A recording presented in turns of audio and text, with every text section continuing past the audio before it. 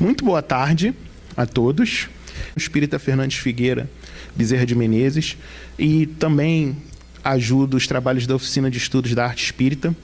E hoje eu fui convidado para a gente ter uma conversa sobre o capítulo 13 do Evangelho segundo o Espiritismo. Não saiba a vossa mão esquerda o que dá a vossa mão direita.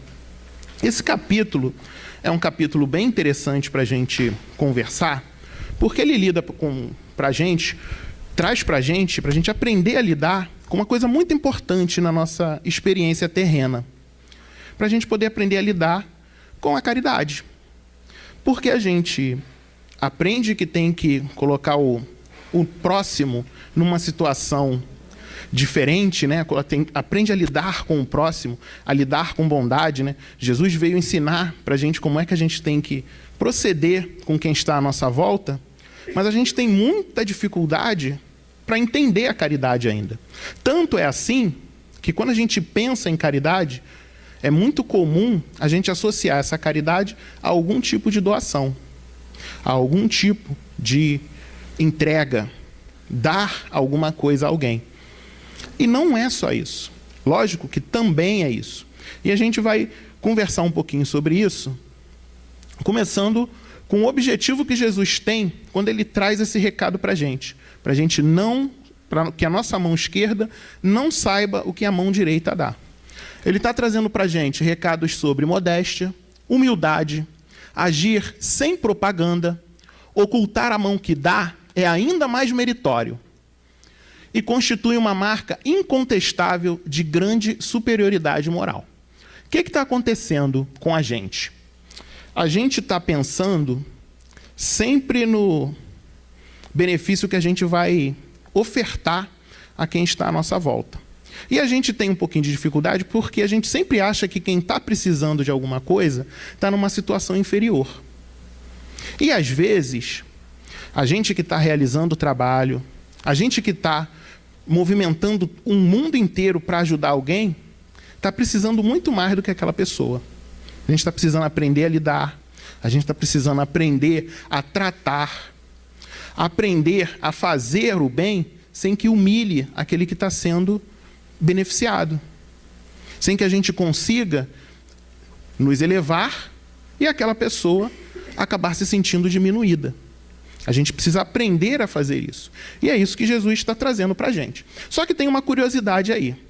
Porque ele fala para a gente assim, não saiba a mão esquerda o que a mão direita faz. Legal. E quando a gente pensa nas obras de Jesus, a gente fala assim, a modéstia, a humildade, a gente entende do mestre. Mas agir sem propaganda, como é que ele conseguiu se manter durante mais de 2000 anos? E está aí. A gente, inclusive, está aqui hoje para estudar sobre o que ele deixou. Esse agir sem propaganda que ele está pedindo para a gente é porque não foi ele que fez a propaganda. O trabalho era tão sério e tão meritório que quem estava em volta que sentiu necessidade de registrar. Não foi ele. Ele mesmo não deixou registro nenhum. A gente tem notícia de algumas curas que ele fez. A gente tem notícia de algumas explanações que ele fez. A gente não tem notícia de tudo. A gente tem notícia daquilo que as pessoas escreveram que acharam mais importante. Como é que a gente pode perceber isso? É só a gente pensar assim, Tem divergência de autores, de pesquisadores, mas para a gente isso não faz diferença, não. Jesus viveu por volta de 33 a 35 anos. Ótimo, fantástico. A gente só tem notícia de 3. Nós estamos reunidos aqui por causa de 3 anos da existência de Jesus. Mas e os outros 30, 32 anos? Será que ele estava escondidinho? Aí ele não fez nada? Ou a gente não tem notícia? Ou ainda não era o momento da propaganda? É assim que a gente precisa aprender a fazer. A gente faz sem se preocupar com nada disso. E se realmente for o nosso momento, se realmente for o momento da gente deixar aquilo ali bem plantado, bem irrigado, essa propaganda vai aparecer por si só. O fato de fazer já é a propaganda suficiente. A gente não precisa jogar aos quatro ventos. Eu sempre associo isso ao que a gente aprende com Kardec sobre fazer proselitismo, sobre a gente sempre chamar as pessoas para se tornarem espíritas como nós. A gente precisa ter muito cuidado com isso, porque não é esse o objetivo da nossa doutrina. O objetivo da nossa doutrina é que as pessoas olhem para a gente e consigam nos ver como boas pessoas. Pessoas transformadas, mudadas. Aí eles vão começar a olhar e falar assim, nossa, alguma coisa diferente aconteceu na vida dele. Ele já é uma pessoa diferente. Essa é a propaganda que a doutrina precisa. É essa verdadeira propaganda que vai aumentar o número de adeptos, como Kardec ensina para a gente. E a gente precisa tomar cuidado com isso. Porque a gente se acostuma a ter uma rotina, a fazer as coisas sem raciocinar muito em cima e esquece de tomar certos cuidados. E é por isso que Jesus alerta a gente, para a gente fazer o bem, fazer em relação ao próximo, com cuidado, de não humilhá-lo, que ele não se sinta diminuído, e também para que a gente não se eleve demais. E assim a gente continua. A esmola, que exprime a compaixão, deve ser sigilosamente manifestada. Interessante, porque a esmola, ela tem um contexto lá do Livro dos Espíritos, que mais para frente a gente vai entender, e tem um contexto também interessante no Evangelho, que é o óbolo da viúva, que a gente vai falar um pouquinho sobre essa passagem de Jesus. Mas a gente entende a esmola como se fosse aquilo que está sobrando nos nossos bolsos, né? A gente fala assim, vamos dar esmola para alguém. Aí a gente tira lá as nossas moedinhas e dá essa esmola. Os espíritos falam para a gente que não tem problema nenhum isso, desde que a gente tome certos cuidados. É lógico que hoje, além dos cuidados para que a gente não diminua aquela pessoa, a gente também tem que ter um cuidado para que a gente não fomente certos vícios. Mas tem uma diferença boa aí. Como é que a gente vai saber se ele vai usar essa nossa esmola para se viciar ainda mais? Para se satisfazer com bebidas, drogas? Só tem uma maneira, procurando conhecer a pessoa. E aí está o nosso problema. Porque normalmente a gente usa a esmola para nem olhar. A gente pega, alguém está pedindo dinheiro, a gente corre, deposita e vai embora. E aí a gente não sabe o nome, a gente não sabe por que a pessoa está pedindo, por que a pessoa está na rua, o que fez a pessoa chegar àquele ponto. E às vezes a gente descobre isso em minutos. No tempo que a gente está esperando o ônibus ali, a gente consegue descobrir isso. Então a gente vai mudar a vida da pessoa? Não, a gente vai fazer melhor. A gente vai fazer com que aquela pessoa se sinta um cidadão. Aquela pessoa se sinta reconhecida, se sinta vista. Isso é muito mais importante e muito mais valioso do que as moedinhas que a gente está dando. Que pode seguir isso a moeda, o que a pessoa precisa, porque a gente precisa de dinheiro. Não tem como a gente viver uma vida isenta de dinheiro. Não, a gente precisa, a gente trabalha para isso. E as pessoas que têm dificuldade de trabalho ou qualquer outra dificuldade também precisam. Mas o mais importante é essa aproximação. E isso que a gente vai continuar conversando aí um pouquinho. Caridade entendida por Jesus. Eu sempre gosto de falar isso, porque a gente sempre acha que caridade é dar alguma coisa e a gente tem dificuldade de achar outro exemplo que não seja isso.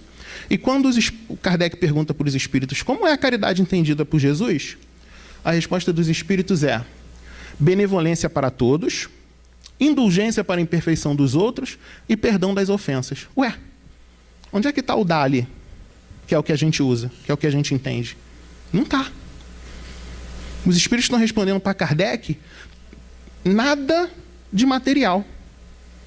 Benevolência para com todos, indulgência para a imperfeição dos outros e perdão das ofensas. E é curioso que são 3 situações em que nós temos muita dificuldade de ser benevolente, indulgente e perdoar. O que isso tem a ver com os nossos irmãos que precisam de uma cesta básica, que precisam de dinheiro, que precisam de apoio, que precisam conversar? Onde a gente vai conseguir colocar isso? A gente precisa entender. E a gente precisa se esforçar para fazer. A caridade, segundo Jesus, não se restringe à esmola, abrange todas as relações em que nos achamos com os nossos semelhantes, sejam eles nossos inferiores, nossos iguais ou nossos superiores. Lá no Evangelho, segundo o Espiritismo, tem uma informação interessante para a gente, que fala assim: sempre que a gente olhar nossa área de atuação, a gente vai perceber que a gente está envolvido com espíritos superiores a nós, que vêm para nos ajudar, porque a gente precisa dessa ajuda, e também estamos envolvidos com espíritos inferiores a nós, que nós é que temos que ajudar. O ciclo da vida se resume nisso. Então a gente recebe ajuda e ajuda. E isso é um ciclo infinito. Todos nós, o tempo inteiro, estamos ajudando e sendo ajudados. E eu sempre gosto de usar esse exemplo dos nossos trabalhos, porque eu acho que é bem característico. Será que alguém conseguiria trabalhar para si próprio? Trabalha para si mesmo, recebe, vende para si mesmo, faz tudo para si mesmo? Não consegue. Então ele está ali realizando um trabalho que é para poder dar apoio a outra pessoa. E quantas pessoas a gente ajuda só com o que a gente estuda, os nossos grupos de estudo, na conversa diária? Quanto a gente aprende, às vezes, a não reagir, que é bom para a gente, é aprendizado, importante. E aí a gente está sendo indulgente lá com as imperfeições dos outros, porque a regra, até então, para nós, era não ter paciência, não. Errou com a gente corta a relação. E o que Jesus ensina para a gente é exatamente o oposto disso. É para a gente ir lá se relacionar com essa pessoa, ensinar para ela o que a gente já sabe. Ah, então todos nós somos perfeitos? Não. Aí é que está a beleza das obras divinas. Porque da forma que nós somos, com todas as imperfeições que nós temos, nós somos instrumentos do Criador. Instrumentos para fazer o bem. Para cumprir com a nossa parte na obra da criação. Fazer o quê? Ajudar quem estiver precisando. Qualquer um, sem distinção nenhuma. Caridade e esmola. A gente faz uma pequena confusão entre isso, né? Entre caridade e esmola. Esmola é útil, porque dá alívio aos pobres, mas quase sempre é humilhante, tanto para o que a dá, como para o que a recebe. E a caridade, ela liga o benfeitor ao beneficiado e se disfarça de tantos modos. Eu gosto muito de fazer o estudo do Livro dos Espíritos, e eu gosto de fazer esse estudo, às vezes, sozinho, porque às vezes a gente se preocupa com algumas coisas que no grupo a gente deixa passar. Aquele silêncio que a gente tem depois da meia-noite na nossa casa é sempre bom. Os Espíritos falam para a gente assim: liga o benfeitor ao beneficiado e se disfarça de tantos modos. Por que a caridade precisa se disfarçar? Como a gente se sente bem e se sente poderoso quando a gente tem o poder de ajudar alguém, né? E aí vem Deus e coloca a caridade disfarçada, de vários modos. E é tão disfarçada que a gente não consegue achar outro exemplo que não seja o dar. O exemplo material, o exemplo da doação, aquela coisa de deixar ali materializado o que a gente está fazendo. E às vezes, o trabalho que a gente tem na evangelização passa. Vamos lá ficar umas horinhas com aquelas criancinhas legais. O trabalho que a gente tem de preparar cesta, de atender as pessoas quando entram, de dar bom dia, de dar boa tarde, de dar boa noite, a gente não classifica. A gente deixa passar. Ah, não, é só isso. Não. Isso é o mais importante. Isso é que vai ligar o beneficiado e o benfeitor. Ou será que a gente se liga a quem só deposita alguma coisa nas nossas mãos e vai embora? Ou não é muito mais gostoso quando a gente é recebido com beijos, com abraços, querendo saber como a gente está? Isso é muito mais importante. Isso é o ponto central da caridade. É aí que a gente precisa cuidar. Mas por que eu falei do disfarce? Lembra que Jesus falou para a gente não saber o que a mão esquerda não saber o que a mão direita está fazendo? A melhor maneira da gente fazer isso é quando a gente não percebe. Por isso que a caridade é disfarçada. Para ajudar a domar um pouquinho o nosso orgulho, o nosso egoísmo. Para a gente não se sentir mais importante do que a gente verdadeiramente é. E a hora que a gente se der conta disso, a gente já está praticamente pronto para fazer trabalhos maiores. Porque é assim que Deus age em tudo. Tudo que a gente precisa fazer, tudo que verdadeiramente é importante, está nas pequenas coisas e a gente não dá a verdadeira atenção. E a gente está sempre preocupado em olhar coisas muito grandes, coisas mais importantes do que o dar bom dia ou boa tarde. Do que estar só ali esperando para receber as pessoas com um sorriso, de braços abertos, perguntar como as pessoas estão se sentindo. Coisas comuns que a gente faz bem rapidinho. Esmola. Condenando-se a pedir esmola, o homem se degrada física e moralmente. Embrutece-se. Uma sociedade que se baseie na lei de Deus e na justiça deve prover a vida do fraco, sem que haja para ele humilhação. Deve assegurar a existência dos que não podem trabalhar, sem lhes deixar a vida à mercê do acaso e da boa vontade de alguns. Se a gente for levar isso ao pé da letra, a gente vai ter sempre aqueles argumentos que volta e meia a gente escuta, de falar assim, mas não adianta dar o peixe, tem que ensinar a pescar. Isso é fantástico. Isso é trabalho de caridade. Ensinar a pescar é trabalho de caridade. Só que tem uma diferença aí. Quando a gente fala assim, não adianta dar o peixe, tem que ensinar a pescar, normalmente nós trabalhamos para receber.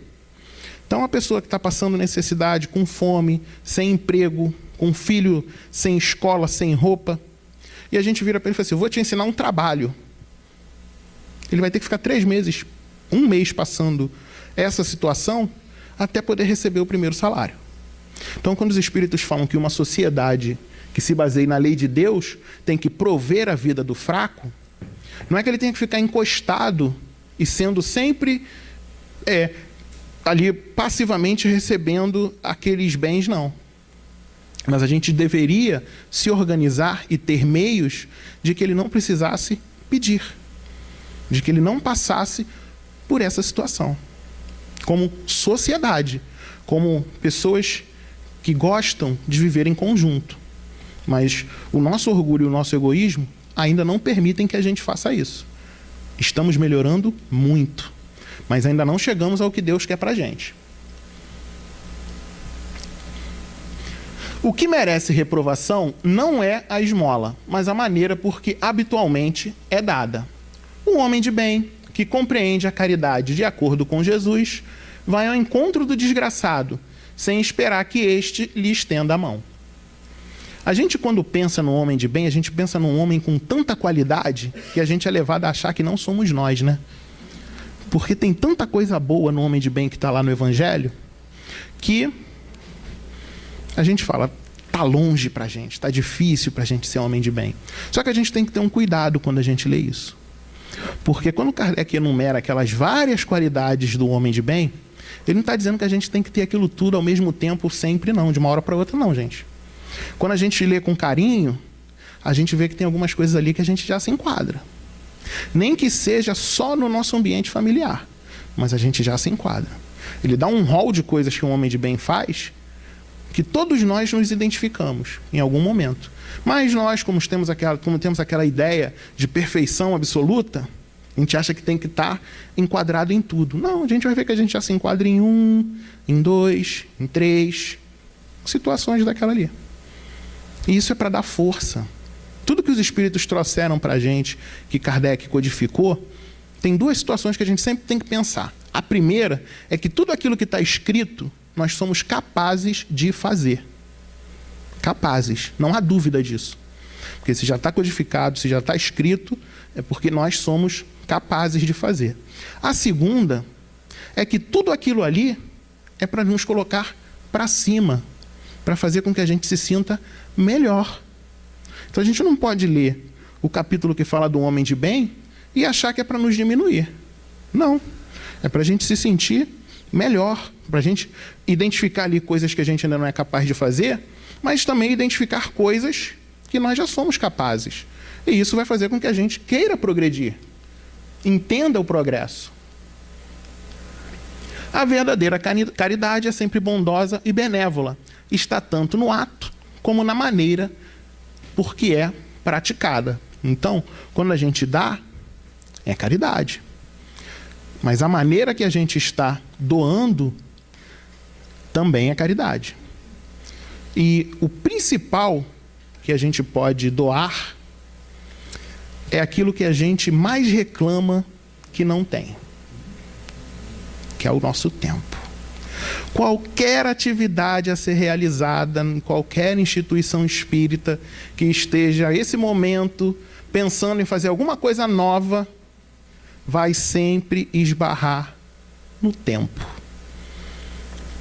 Os trabalhadores não têm tempo. E aí a gente vai entender que, na verdade, a gente tem tempo. Porque o tempo é igual para todo mundo. O que tem que mudar são as nossas prioridades. Os especialistas dizem que não tem prioridades, né? A prioridade é uma só. Mas a gente precisa saber escolher. Então, quando a gente fala assim, não tenho tempo, normalmente é uma desculpa para dizer que a gente não quer fazer. Porque se a gente se esforçar um pouquinho, a gente tem tempo sim. Nem que seja só 15 minutinhos. Os 10 minutinhos da leitura da página. A gente tem tempo. Ah, tem. E a gente precisa começar a perceber isso. Porque essa doação é que é importante. É muito importante a manutenção das reuniões públicas, das reuniões espíritas. É muito importante a manutenção dos grupos espíritas.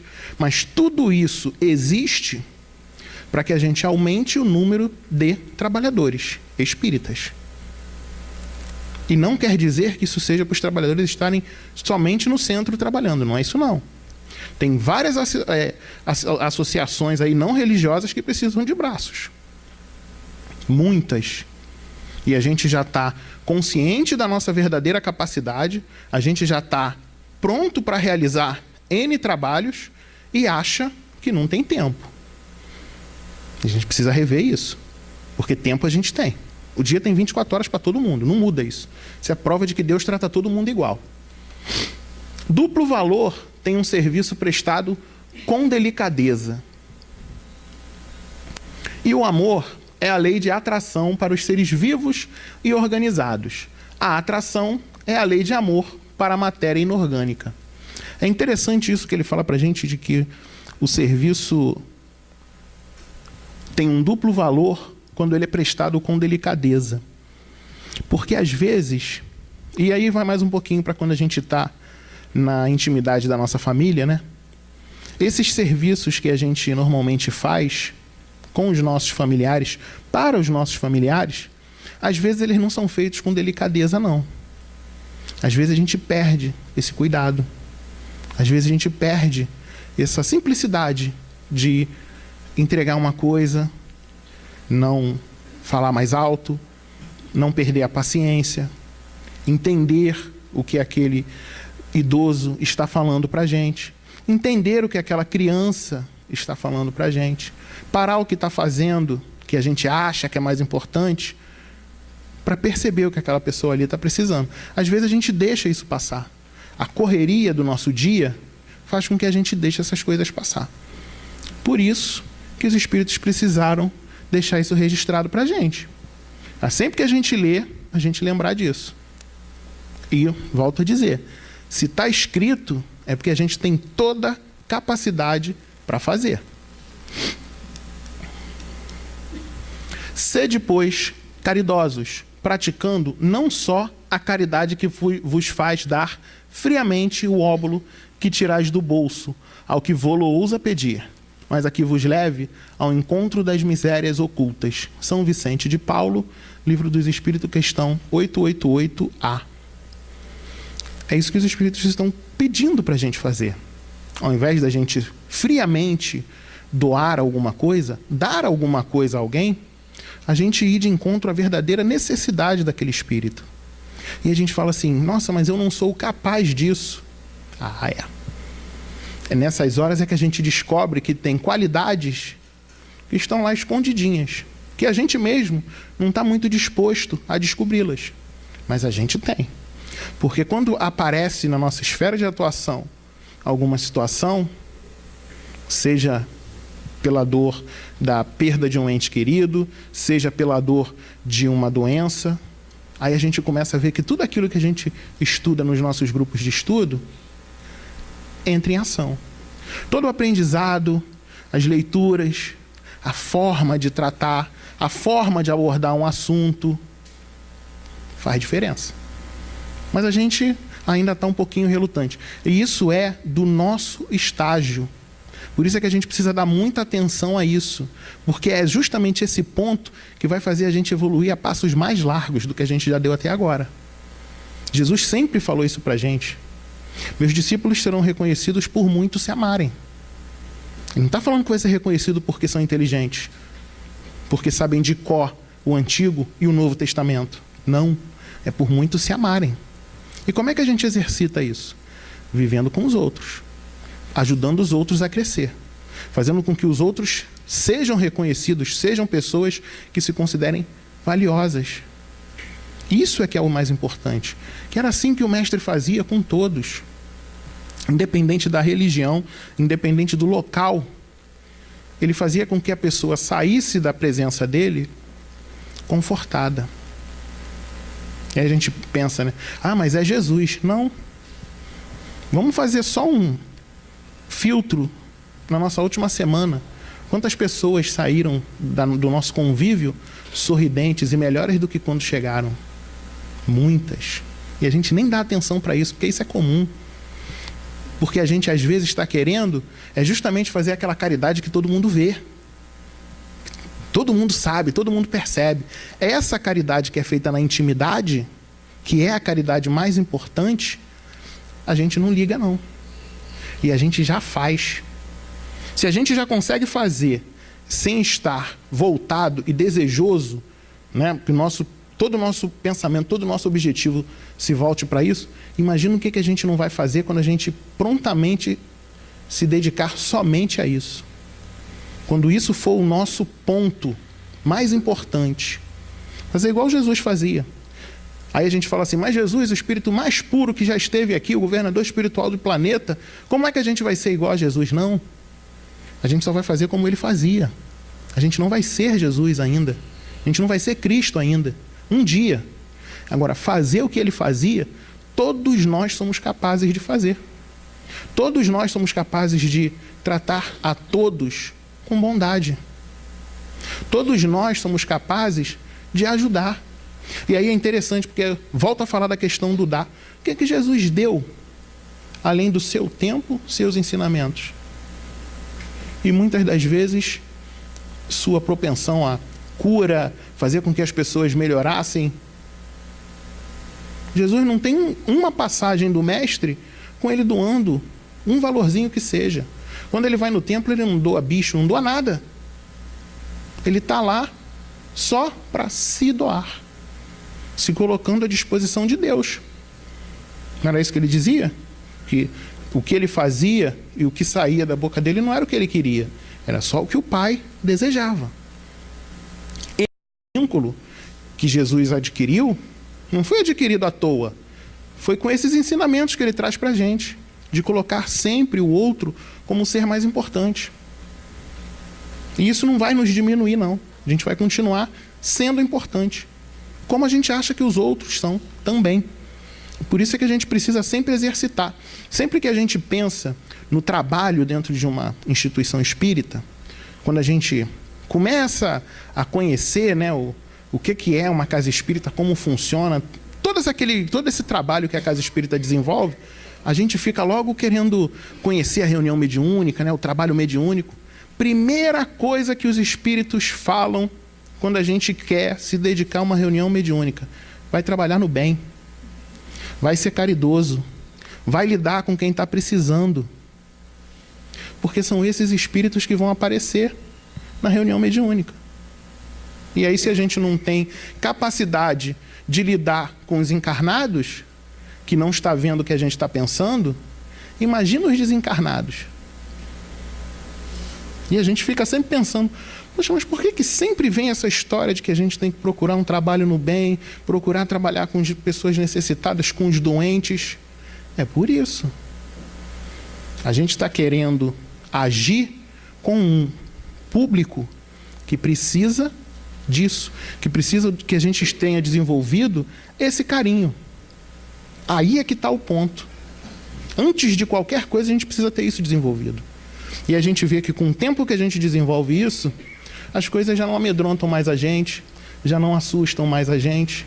E aí a gente olha para os nossos irmãos evangélicos, principalmente, que vão lá para dentro de comunidades instalar suas igrejas.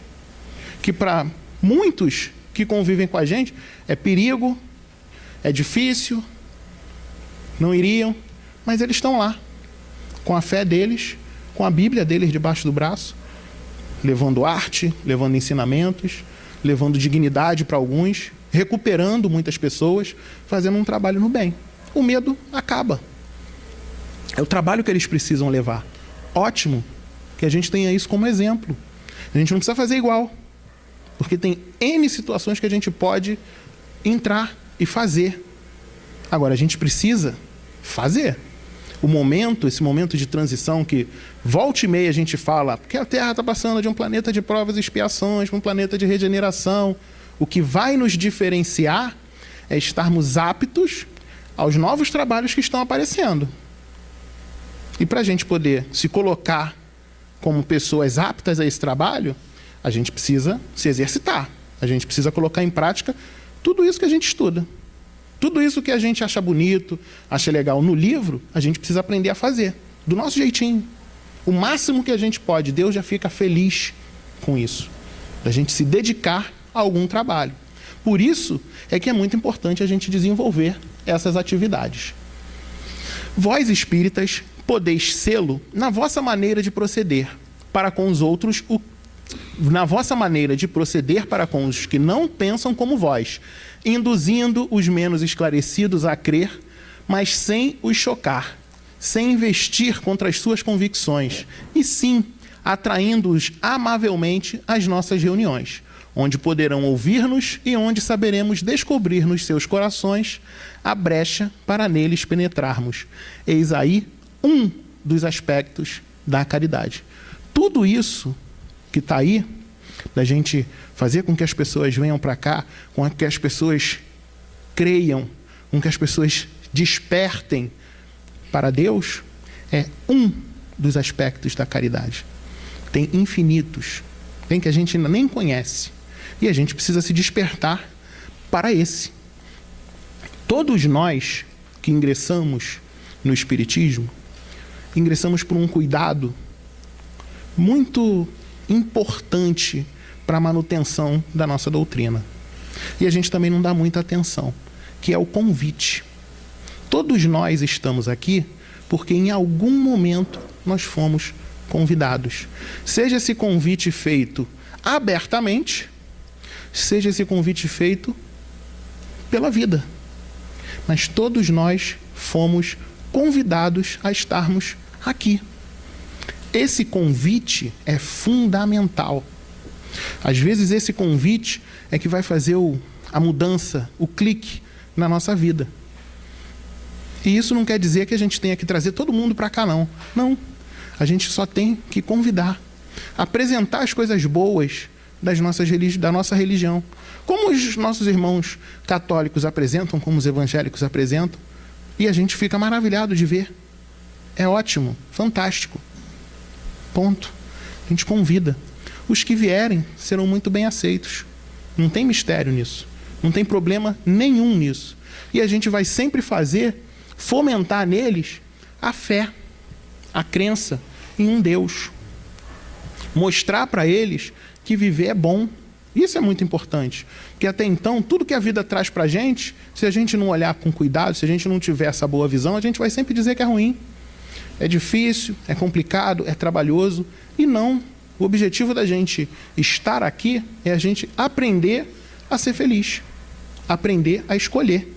Para isso é que a gente está aqui. A verdadeira generosidade adquire toda a sublimidade quando o benfeitor, invertendo os papéis, acha meios de figurar como beneficiado diante daquele a quem presta serviço. Eis o que significa estas palavras: não saiba a mão esquerda o que dá à direita.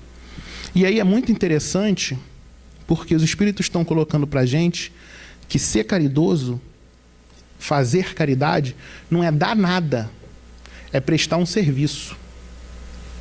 Quando a gente vai oferecer alguma coisa a alguém, seja ele quem for, precisando do que esteja precisando, nós não estamos dando nada, nós estamos prestando um serviço à sociedade e àquele nosso irmão. Esse é o verdadeiro sentido da caridade. Por isso que quando os Espíritos respondem para Kardec como é que é a caridade que Jesus entendia, eles não falam de dar.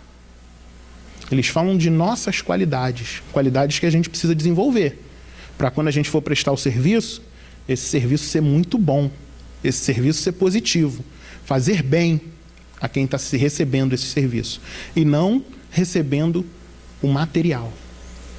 Tem uma história do Chico que é muito interessante, que as pessoas doavam muita coisa para ele. Mas muita coisa mesmo. Ele recebia diariamente diversos presentes. E uma vez, o pessoal foi visitá-lo, e andando pela casinha, a casa da prece, o pessoal viu que tinha um quartinho lá fechadinho e tal. E ele foi mostrar o quarto para essas pessoas. Quando as pessoas entraram no quarto, todos os presentes estavam lá embrulhadinhos, todos pendurados, arrumadinhos, bonitinhos, todos embrulhados. E aí o pessoal olhou para ele e falou assim: mas Chico, mas você não abriu nenhum desses teus presentes? E ele falou assim: não, porque eu não precisei. Todo o bem que esses presentes tinham que me fazer, já fez quando eu os recebi. Eu não preciso desses bens. E depois a gente veio a descobrir que regularmente aquilo era trocado, porque aqueles bens eram doados, ainda nas caixas. Assim que a gente precisa entender a caridade. O que está sendo realmente produzido não é o material. O sentimento que a gente desperta na gente e no outro é que vai fazer toda a diferença. É assim que Jesus queria que a gente entendesse a caridade. É assim que Jesus queria que a gente exercesse a caridade. Nesse nível. Sem basicamente estar preocupado com valores. Só estar preocupado com os sentimentos que a gente está gerando em quem está à nossa volta. E aí, tem uma passagem de Jesus que é muito interessante. Está nesse capítulo e é muito interessante da gente conversar sobre ela. É o óbolo da viúva. Vamos lá. Sentado à frente ao tesouro do templo, observava como a multidão lançava pequenas moedas no tesouro, e muitos ricos lançavam muitas moedas. Vindo uma pobre viúva, lançou 2 moedinhas, isto é, 1 quadrante. E chamando a si os discípulos, disse-lhes: em verdade vos digo que esta viúva, que é pobre, lançou mais do que todos os que ofereceram moedas ao tesouro, pois todos os outros deram do que lhes sobrava. Ela, porém, na sua penúria, ofereceu tudo o que tinha, tudo o que possuía para viver. Ela não tinha nada, mas ofereceu tudo. Vamos entender essa passagem.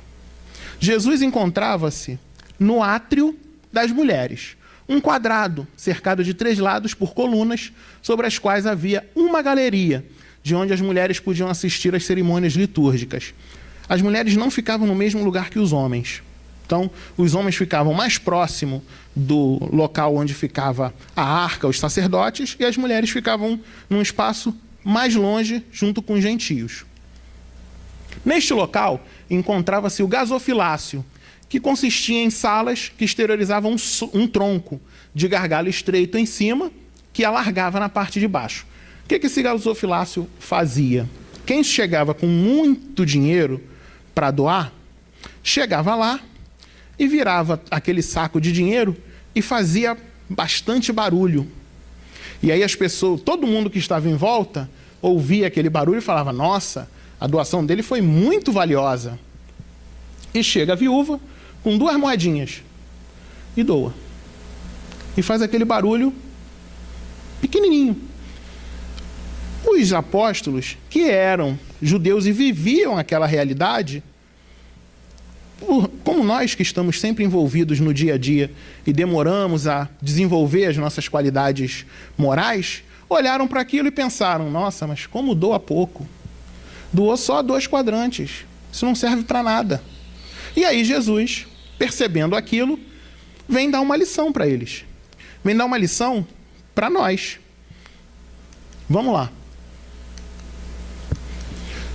Ali eram lançadas esmolas para o gasto do templo. Os exibicionistas trocavam a importância que desejavam dar em moedinhas de cobre para terem grande número e fazerem bastante barulho ao serem lançadas, atraindo dessa forma a atenção dos demais peregrinos.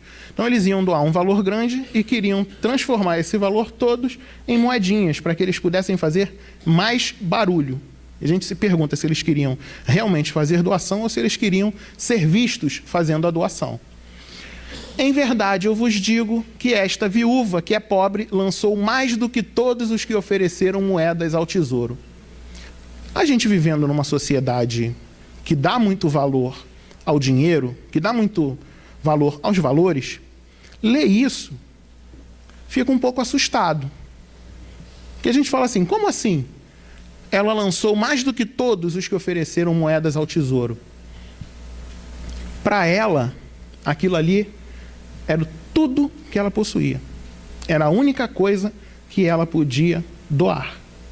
Para os outros, ela estava doando só o que estava sobrando.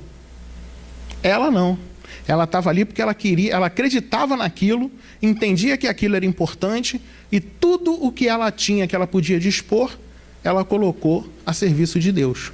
Que era isso que eles acreditavam estar fazendo. Fazer essas doações ali era colocar tudo que tinham a serviço de Deus. Vamos lá. O mestre estava a olhar aquela multidão que tanto se avolumava nos dias da Páscoa, enquanto observava as reações dos discípulos, que se admiravam quando alguém despejava a bolsa cheia de moedas. Tilintar trazia alegria aos corações dos sacerdotes, que serviam no templo. Eles sabiam que estava entrando bastante dinheiro para eles. E, ao mesmo tempo, os discípulos estavam maravilhados com aquilo. Desdenho com as pequenas doações. E a gente, se não tomar cuidado, faz isso. E faz isso com doações de afeto, faz isso com doações de carinho, faz isso com doações de pessoas que a gente ama. De não ligar. Às vezes a gente não dá atenção a gente chegar para almoçar e o prato está pronto. A gente chegar para realizar qualquer coisa, a gente precisa às vezes sair para trabalhar cedo e quando a gente vai na cozinha para tomar um café, o café está pronto. E a gente acha que isso é bobeira. Até o dia que isso não acontece mais. Seja porque essa pessoa foi viver em outra esfera, porque isso é da lei, então a gente vai realmente desencarnar, seja porque a relação não está mais nesse nível. Porque a gente não soube cultivar isso. E quando Jesus está falando para eles, chamando a atenção deles, para eles tomarem cuidado com as pequenas coisas, é para isso. Porque justamente nessas pequenas coisas que a relação vai ficar mais forte. Tanto dentro de casa, como fora de casa. Tanto na casa espírita, no trabalho, aonde seja. O que vai fortalecer as relações são as pequenas coisas. A doação da viúva. Quadrante. Menor fração monetária. Pesava cerca de 1 grama. Todos os outros deram do que lhe sobrava. Ela, porém, na sua penúria, ofereceu tudo o que tinha, tudo o que possuía para viver. Inversão de valores.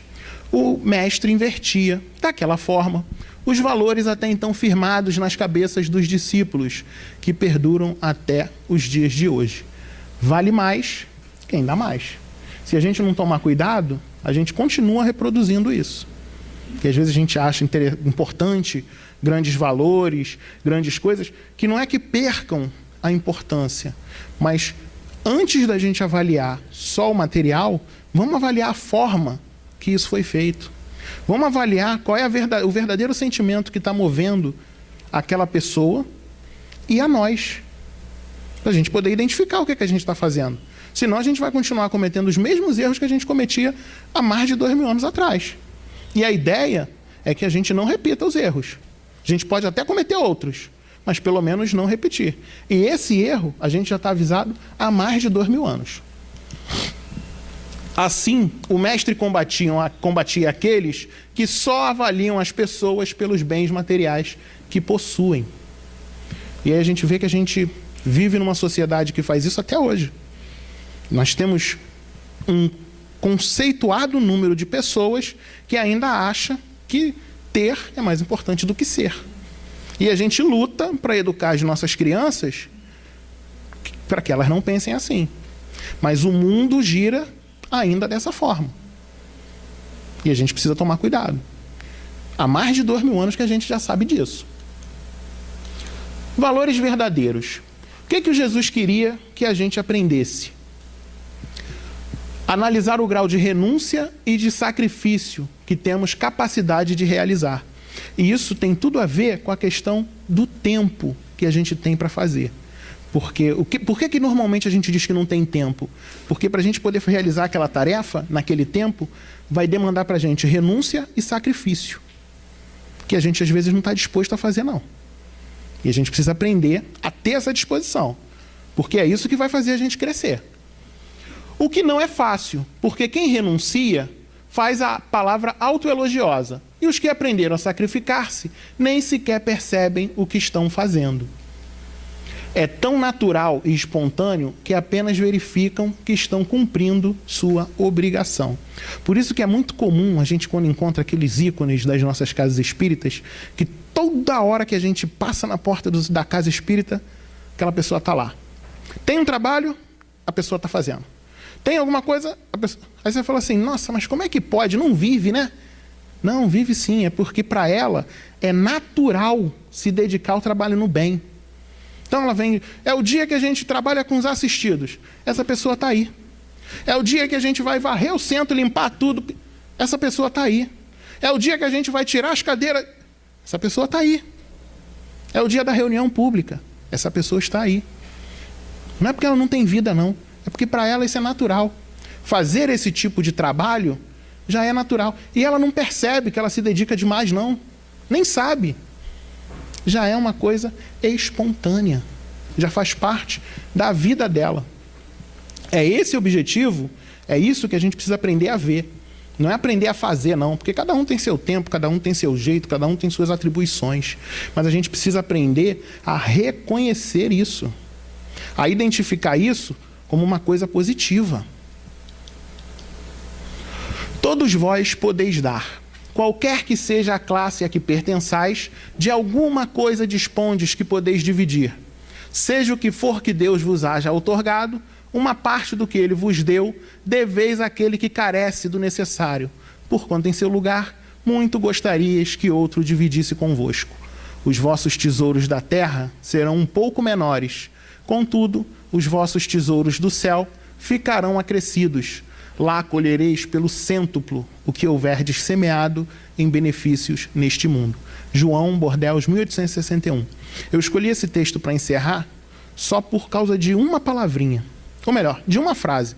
João está dizendo para a gente que esse pouquinho que a gente faz aqui, a gente vai ter 100 vezes mais nos céus. Que a gente sempre tenha no nosso pensamento que o principal objetivo da nossa encarnação aqui é aprender a fazer o bem, a ser caridoso no modo de agir, no modo de se doar, no modo de doar. É aprender com Jesus. Mas para a gente aprender, a gente precisa realmente estar com o nosso coração aberto para fazer isso. Muito obrigado pela atenção de vocês, que a gente possa continuar na paz do nosso Mestre Jesus.